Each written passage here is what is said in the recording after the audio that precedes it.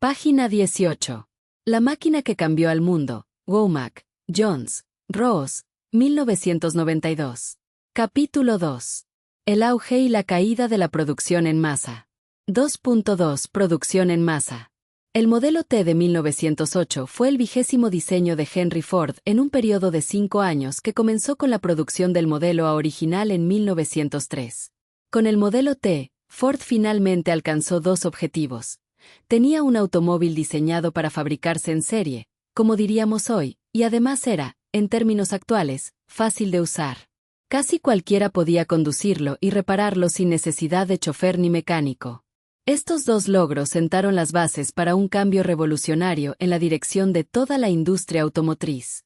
La clave de la producción en masa no fue, como muchos creen entonces y ahora, la línea de ensamble móvil o continua. Más bien, fue la completa y consistente intercambiabilidad de las piezas y la simplicidad para unirlas entre sí. Estas fueron las innovaciones de manufactura que hicieron posible la línea de ensamble. Para lograr la intercambiabilidad, Ford insistió en que se usara el mismo sistema de medición para cada pieza a lo largo de todo el proceso de fabricación. Su empeño en trabajar a medida se debía a que entendía el beneficio que obtendría en forma de ahorros en los costos de ensamble. Sorprendentemente, nadie más en la naciente industria había comprendido esta relación de causa y efecto, así que nadie más persiguió el trabajo a medida con el fervor casi religioso de Ford. Ford también se benefició de los avances recientes en herramientas capaces de trabajar metales previamente endurecidos. La deformación que ocurría cuando las piezas mecanizadas se endurecían había sido el gran obstáculo en intentos anteriores de estandarizar partes. Una vez resuelto ese problema, Ford pudo desarrollar diseños innovadores que reducían el número de piezas necesarias y facilitaban su unión. Por ejemplo, el bloque de motor de 4 cilindros de Ford consistía en una sola y compleja fundición, mientras que sus competidores fundían cada cilindro por separado y luego los atornillaban juntos. Comentario de TV. No se trata de producir mucho, solo porque hay demanda. La idea es estandarizar y reducir los costos de producción. Hay productos especiales que no pueden procesar en línea continua, pero sí por celdas interconectadas. Y esos productos, seguramente no son de alta demanda y por lo mismo, su precio final no es bajo.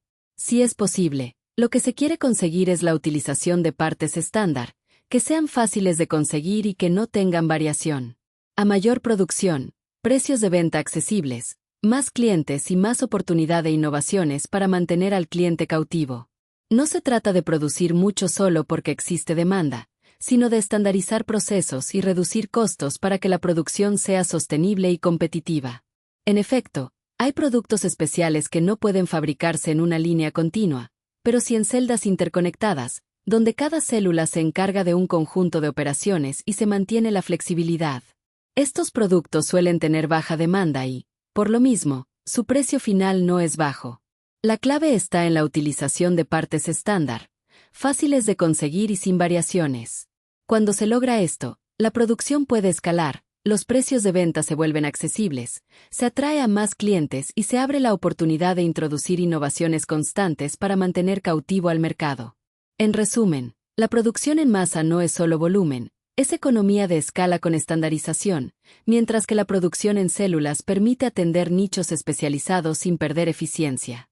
Podemos citar ejemplos de empresas que tienen el enfoque de producción masiva y estandarizada. Automotriz. Ford Motor Company, pionera en la línea de ensamble móvil, sigue usando piezas estandarizadas en sus modelos para reducir costos y facilitar reparaciones. Toyota. Combina producción masiva con filosofía Lean, utilizando plataformas y componentes comunes en distintos vehículos. Volkswagen Group, con su sistema modular MQB, comparte piezas entre marcas como VW, Audi y Seat, logrando economías de escala. Electrónica de consumo. Apple estandariza procesadores y componentes, Apple Silicon, en varios dispositivos, lo que reduce costos y simplifica el desarrollo. Samsung emplea pantallas y memorias estandarizadas en smartphones, tablets y televisores. Dell y HP usan componentes estándar, RAM, discos SSD, placas base, en laptops y PCs. Alimentos y bebidas. Coca-Cola produce bebidas con fórmulas idénticas en todo el mundo, asegurando consistencia. McDonald's estandariza ingredientes y procesos de cocina en todas sus franquicias. Nestlé aplica producción masiva en productos como café instantáneo y chocolates. Textiles y moda. Zara, Inditex estandariza procesos de confección para escalar rápidamente y distribuir globalmente. Nike y Adidas comparten componentes como suelas y materiales en distintos modelos de calzado. Farmacéutica.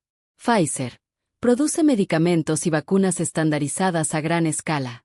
Johnson & Johnson aplica procesos uniformes en productos de salud y dispositivos médicos. Novartis fabrica medicamentos con procesos químicos estandarizados para asegurar calidad global. En resumen, la estandarización permite reducir costos mediante economías de escala, mantener calidad uniforme en millones de unidades, innovar más rápido, construyendo sobre plataformas comunes, accesibilidad global, al facilitar el reemplazo y la disponibilidad de piezas. Empresas como Ford, Toyota, Apple, McDonald's y Pfizer son ejemplos claros de cómo la producción masiva y estandarizada ha transformado industrias enteras. El autor escribe: en conjunto, la intercambiabilidad, la simplicidad y la facilidad de unión le dieron a Ford ventajas enormes sobre su competencia. Por ejemplo, podía eliminar a los ajustadores especializados que siempre habían constituido la mayor parte de la fuerza laboral de los ensambladores. Los primeros intentos de Ford para ensamblar sus autos, comenzando en 1903, consistían en instalar puestos de ensamble donde se construía un automóvil completo, a menudo por un solo ajustador. En 1908, en vísperas de la introducción del modelo T, el ciclo promedio de tareas de un ensamblador de Ford, el tiempo que trabajaba antes de repetir las mismas operaciones, sumaba 514 minutos, es decir, 8.56 horas. Cada trabajador ensamblaba una gran parte del auto antes de pasar a la siguiente. Por ejemplo, un trabajador podía colocar todas las piezas mecánicas, ruedas, resortes, motor, transmisión, generador, sobre el chasis, un conjunto de actividades que tomaba todo un día. Los ensambladores ajustadores repetían las mismas actividades una y otra vez en sus puestos fijos. Tenían que conseguir las piezas necesarias, limarlas para que encajaran, Ford aún no lograba la intercambiabilidad perfecta, y luego atornillarlas en su lugar. Comentario de TV. Y esto sucedía porque aún no se aplicaba la norma GDIT. Precisamente esto está ligado a la evolución de la metrología y normalización en manufactura. En los primeros años de Ford, aún no existía la aplicación formal de normas como GDIT, Geometric Dimensioning and Tolerancing, que hoy son fundamentales para asegurar que las piezas se fabriquen con tolerancias geométricas claras y repetibles. En aquel tiempo, los ensambladores tenían que limar, ajustar y hacer caber cada pieza porque no había una referencia estandarizada universal que garantizara la intercambiabilidad perfecta. Fue hasta que Ford insistió en trabajar a medida con sistemas de calibración consistentes que se logró un gran avance. La norma GDIT, que se desarrolló mucho después, formalizó este principio. Define cómo deben especificarse las dimensiones y tolerancias de una pieza en un dibujo técnico. Asegura que, sin importar dónde o quién fabrique la pieza, encaje correctamente en el ensamble. Reduce la necesidad de ajustes manuales, justo lo que Ford buscaba eliminar. En resumen, lo que Ford hizo de manera empírica y con celo religioso hacia la intercambiabilidad, más tarde se convirtió en un estándar formal con GDIT, que hoy es indispensable en la industria automotriz, aeroespacial y de manufactura avanzada. GDIT, Geometric Dimensioning and Tolerancing, comunica con precisión la intención de diseño, eliminando ambigüedades y evitando interpretaciones distintas entre ingenieros, fabricantes y ensambladores. Lo que hace es establecer un lenguaje común en los planos técnicos para que cada pieza se fabrique con tolerancias geométricas precisas, posición, perpendicularidad, concentricidad, paralelismo, etc. Se garantice la intercambiabilidad, de modo que cualquier pieza encaje en el ensamble sin ajustes manuales. Se reduzcan errores de interpretación, al basarse en normas claras y universales. Se optimicen calidad y costos, evitando retrabajos y asegurando que las piezas se produzcan correctamente desde el inicio. En síntesis, GDIT es el puente entre el diseñador y el fabricante, asegurando que ambos hablen el mismo idioma técnico. Lo que Ford buscaba de manera empírica con la intercambiabilidad, hoy se logra de forma formal y estandarizada gracias a GDIT. El autor escribe: el primer paso que Ford dio para hacer este proceso más eficiente fue entregar las piezas directamente a cada estación de trabajo. Así, los ensambladores podían permanecer en el mismo lugar todo el día. Alrededor de 1908, cuando Ford finalmente logró la intercambiabilidad perfecta de piezas, decidió que cada ensamblador realizara solo una tarea y se moviera de vehículo en vehículo dentro del taller. Para agosto de 1913, justo antes de que se introdujera la línea de ensamble móvil, el ciclo de tareas promedio de un ensamblador de Ford se había reducido de 514 a 2.3 minutos. Naturalmente, esta reducción impulsó un aumento notable en la productividad, en parte porque la completa familiaridad con una sola tarea permitía al trabajador hacerla más rápido, pero también porque todo el limado y ajuste de piezas había sido eliminado. Los trabajadores simplemente colocaban piezas que encajaban siempre. Comentario de TV. En realidad, eliminar ajustes innecesarios y retrabajos en las partes del ensamble incrementa dramáticamente la productividad.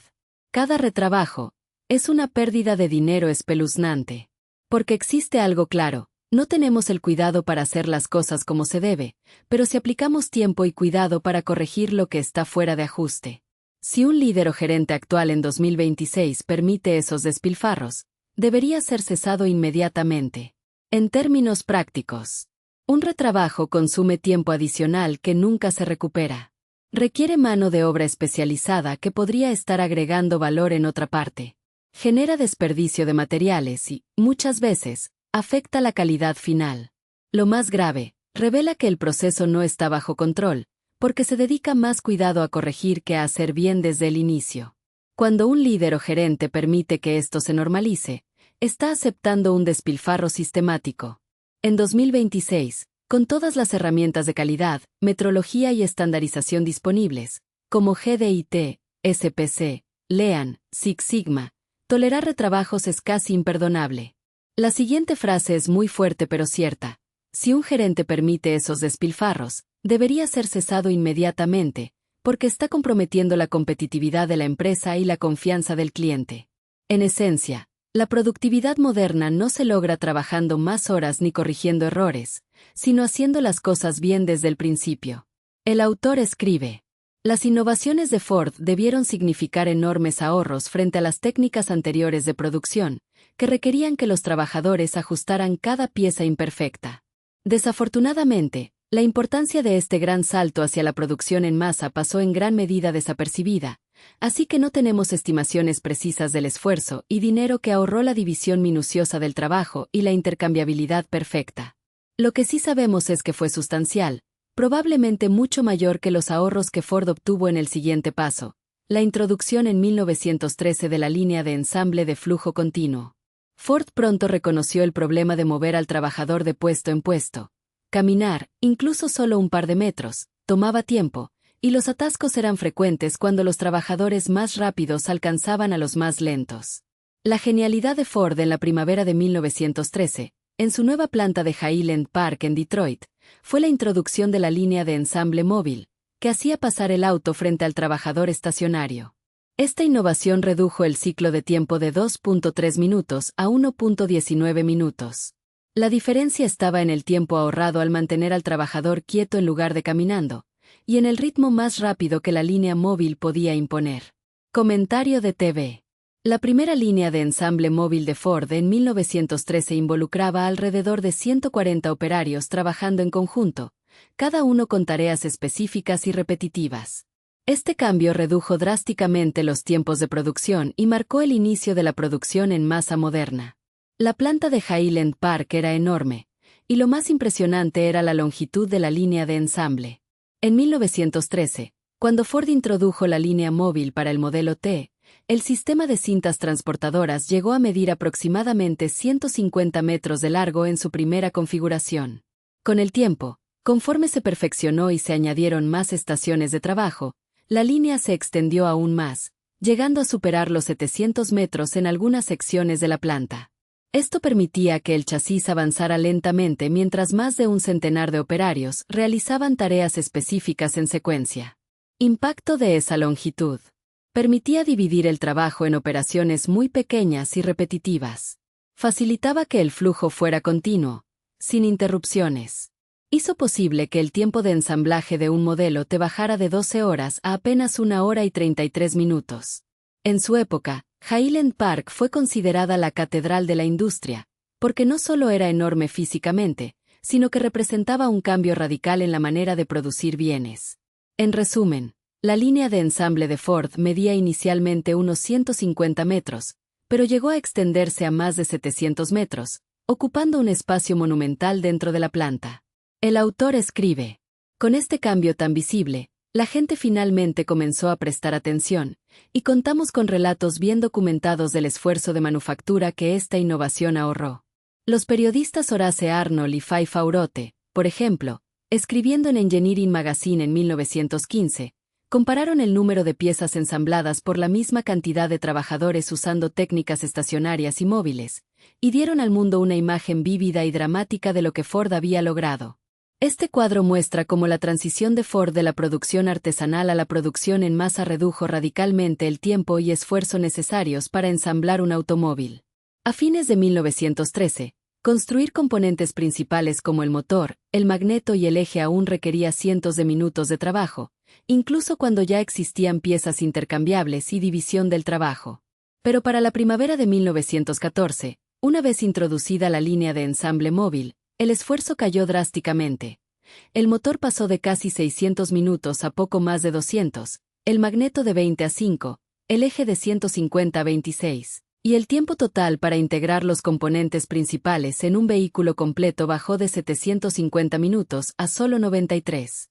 En términos porcentuales, eso significó reducciones de entre 62% y 88%. La diferencia clave fue que, en lugar de que los trabajadores caminaran de estación en estación y ajustaran piezas imperfectas, el automóvil mismo pasaba frente a trabajadores estacionarios que realizaban una sola tarea repetitiva con componentes perfectamente intercambiables. Esto eliminó movimientos innecesarios y ajustes, aceleró el ritmo y creó una cadencia que transformó la productividad. En esencia, el cuadro captura el momento en que la innovación de Ford convirtió la fabricación de automóviles de un proceso lento y artesanal en un sistema ágil de producción en masa, sentando las bases de la industria moderna. Comentario de TV. Se nos olvida algo fundamental. Es cierto que el Fordismo mejoró la productividad, pero ¿eso mejoró la calidad de vida de los obreros? Un proceso repetitivo, aunque sea sencillo, provoca cansancio mental y estrés. Incluso, hay una película muda de Charles Chaplin, llamada Tiempos Modernos, que muestra lo estresante que es estar frente a una línea de procesos que no se detiene. Incrementar el salario diario de los obreros para que incluso ellos pudieran comprar el democrático modelo T, no representó alivio al estrés laboral abusivo de una banda transportadora de producción. Las bandas son esclavizantes. Y ya desde ahí, Ford detecta lo que es la esclavitud laboral y cómo los grandes industriales obtienen tremendas y jugosas ganancias que no llegan a los empleados. Este comentario es muy agudo y toca el corazón del debate sobre el Fordismo. Sí, la productividad se disparó, pero la calidad de vida del obrero no necesariamente mejoró en la misma proporción. El aumento salarial y la posibilidad de comprar el modelo T fueron avances materiales, pero el trabajo en la línea de ensamble era alienante y agotador. Chaplin lo retrató magistralmente en Tiempos Modernos. La banda transportadora no se detiene, obliga al obrero a un ritmo inhumano, y convierte su labor en una rutina esclavizante. Lo que señalas como esclavitud laboral es justamente la crítica que muchos teóricos hicieron al Fordismo. El obrero pierde autonomía y creatividad, reducido a un engranaje. El estrés y el cansancio mental se acumulan, aunque la tarea sea sencilla. Las ganancias extraordinarias de los industriales rara vez se traducen en bienestar proporcional para los trabajadores. En efecto, el Fordismo abrió la puerta a la producción masiva y al consumo democrático, pero también a una nueva forma de explotación. El obrero ya no era dueño de su tiempo ni de su ritmo, sino esclavo de la banda. El Fordismo fue una revolución productiva, pero también el inicio de la disciplina industrial moderna, donde la eficiencia se impuso sobre la dignidad laboral. El autor escribe: las mejoras de productividad de esta magnitud llamaron la atención y provocaron la imitación entre otros fabricantes de automóviles. Los competidores pronto se dieron cuenta de que Ford había hecho un descubrimiento notable. Su nueva tecnología en realidad reducía los requerimientos de capital. Esto se debía a que Ford gastó prácticamente nada en su línea de ensamble, menos de $3.500 en Highland Park, y aceleró la producción de manera tan dramática que los ahorros que obtenía al reducir el inventario de piezas en espera de ser ensambladas superaban con creces ese gasto mínimo. La línea de ensamble móvil de Ford consistía en 2 tiras de placas metálicas, una bajo las ruedas a cada lado del auto, que recorrían la longitud de la fábrica. Al final de la línea, las tiras, montadas en una banda, pasaban bajo el piso y regresaban al inicio. El dispositivo era bastante similar a las largas bandas de goma que hoy sirven como pasillos móviles en algunos aeropuertos. Como Ford solo necesitaba la banda y un motor eléctrico para moverla, su costo fue mínimo. Comentario de TV. ¿A quién le copió Ford la idea de la banda transportadora? Henry Ford no inventó la banda transportadora, la idea la tomó de otras industrias, especialmente de los mataderos de Chicago y de los molinos de granos, donde ya se usaban sistemas de cintas y rieles para mover productos de manera continua. Origen de la idea. Mataderos de Chicago. En las plantas de carne, las reses se movían colgadas en rieles mientras los trabajadores realizaban cortes específicos en secuencia. Ford observó que este sistema de flujo continuo podía aplicarse al ensamble de automóviles. Molinos de granos. Los molinos utilizaban cintas transportadoras para mover el grano de una etapa a otra. Ford adaptó este principio para trasladar chasis y piezas frente a los operarios. Principio clave. La innovación de Ford no fue la banda en sí, sino aplicarla al ensamble de automóviles y combinarla con la idea de intercambiabilidad de partes. Esto permitió que cada trabajador hiciera una tarea muy simple y repetitiva, reduciendo tiempos de producción. Impacto en Ford. En 1913, la primera línea móvil en Highland Park redujo el tiempo de ensamblaje de un modelo T de 12 horas a 1 hora y 33 minutos. La producción pasó de miles a cientos de miles de autos por año. El costo del modelo T bajó tanto que se convirtió en el primer automóvil accesible para la clase media. Ford copió y adaptó la idea de la banda transportadora de industrias como la cárnica y la agrícola, pero la transformó en un sistema revolucionario para la manufactura de automóviles. Esa adaptación fue lo que dio origen al Fordismo, cambiando para siempre la producción industrial. El autor escribe, aún más sorprendente, el descubrimiento de Ford redujo simultáneamente la cantidad de esfuerzo humano necesario para ensamblar un automóvil. Y lo más importante, mientras más vehículos producía Ford, más caía el costo por unidad. Incluso cuando se introdujo en 1908, el modelo T de Ford, con sus piezas totalmente intercambiables, costaba menos que sus rivales. Para cuando Ford alcanzó un volumen máximo de producción de 2 millones de vehículos idénticos al año a inicios de la década de 1920, había reducido el costo real para el consumidor en 2/3 adicionales. Para atraer a su mercado objetivo de consumidores promedio, Ford también diseñó en su automóvil una facilidad de operación y mantenimiento sin precedentes. Él asumía que su comprador sería un agricultor con un modesto juego de herramientas y con las habilidades mecánicas necesarias para reparar maquinaria agrícola. Por eso, el manual del propietario del modelo T, escrito en formato de preguntas y respuestas, explicaba en 64 páginas cómo los dueños podían usar herramientas simples para resolver cualquiera de los 140 problemas que probablemente surgirían con el auto. Por ejemplo, los propietarios podían remover el carbón acumulado en la cabeza del cilindro, que causaba golpeteo y pérdida de potencia, de los techos de las cámaras y las coronas de los pistones, aflojando los 15 tornillos que sujetaban la cabeza del cilindro y usando una espátula como raspador. De manera similar, un solo párrafo y un diagrama mostraban a los clientes cómo eliminar depósitos de carbón de las válvulas de su automóvil con la herramienta de rectificado de válvulas Ford, que venía incluida con el auto. Y si alguna pieza necesitaba reemplazo, los propietarios podían comprar un repuesto en un distribuidor Ford y simplemente atornillarlo o fijarlo en su lugar. Con el modelo T de Ford no se requería ajuste alguno. Los competidores de Ford quedaron tan sorprendidos por esta capacidad de reparación incorporada como por la línea de ensamble móvil. Esta combinación de ventajas competitivas catapultó a Ford a la cima de la industria automotriz mundial y prácticamente eliminó a las compañías de producción artesanal incapaces de igualar sus economías de manufactura.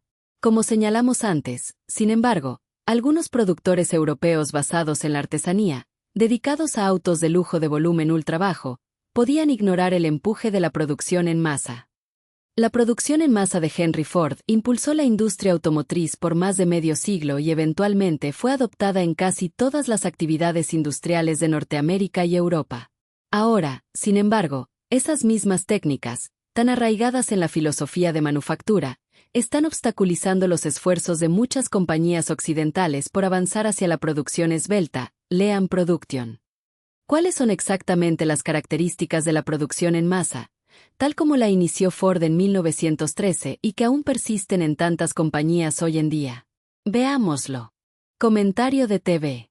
Actualmente en 2026, ya no es suficiente utilizar la estandarización, la intercambiabilidad de partes y aplicación de estándares ISO.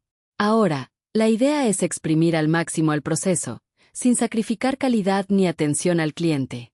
En todos estos avances, el operador, el empleado, sigue igual de jodido, de pobre, su estatus no mejora para nada. Es el capitalista, el inversionista el que cada vez se enriquece más de manera insultante. Si no lo cree, solo vaya a esos países que son maquileros, como México, Indonesia, Tailandia, India. Nunca los obreros serán prioridad y esto, con el tiempo solo trae miseria social. Esto es la gran contradicción del capitalismo industrial contemporáneo. Se han perfeccionado las técnicas de producción, se ha alcanzado un nivel de estandarización y eficiencia nunca antes visto, pero el trabajador sigue siendo el eslabón más débil de la cadena. El Fordismo prometió democratizar el consumo, el toyotismo añadió participación y flexibilidad, las normas ISO y los sistemas Lean buscan eliminar desperdicios y maximizar valor, pero en todos los casos el obrero permanece atrapado en salarios bajos, en rutinas extenuantes y en una vida que no mejora proporcionalmente al valor que genera. Y un ejemplo brutal es México. Los sueldos de los obreros son precarios, solamente lo suficiente para que puedan comprar alimentos básicos. La lógica es clara. El capitalista y el inversionista concentran las ganancias, mientras que el trabajador recibe apenas lo suficiente para sobrevivir. En países maquileros como México, Indonesia, Tailandia o India, la historia se repite.